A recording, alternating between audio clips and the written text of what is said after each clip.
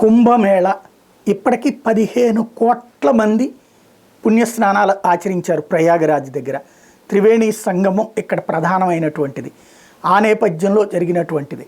అయితే ఈవేళ మౌని అమావాస్య అత్యంత పవిత్రమైనటువంటి దినమంటూ ఈ తెల్లవారుజామున 2 గంటల నుంచి 2:30 గంటల నుంచి 6 గంటల లోపు స్నానం ఆచరిస్తే స్వర్గానికి వెళ్తారు అన్నటువంటి ఏదైతే ఆధ్యాత్మికవాదులు చెప్పినటువంటి నేపథ్యంలో ఇవాళ 10 కోట్ల మంది పవిత్ర స్నానాల కోసం అని చెప్పి అక్కడికి వస్తున్నారన్నట్లు అంచనా వేశారు.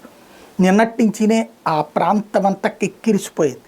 అయితే బస్టాండు రైల్వే స్టేషన్కి సమీపంలో ఉన్నటువంటి ఘాట్కే అందరూ ఎగబడి వెళ్ళటం ప్రారంభించారు. మిగతా ప్రాంతాలకు వెళ్ళమని చెప్పి ఓ పక్కన మైకుల్లో అనౌన్స్ చేసినా కూడా ఎక్కువ మంది అక్కడే కాన్సన్ట్రేట్ చేశారు. స్నానం చేసేసి వెంటనే వెళ్ళిపోవచ్చు అన్నటువంటి ఉద్దేశంతో దాని ఇంపాక్ట్ ఇప్పుడు తొక్కిసలాట చోటు చేసుకుంది.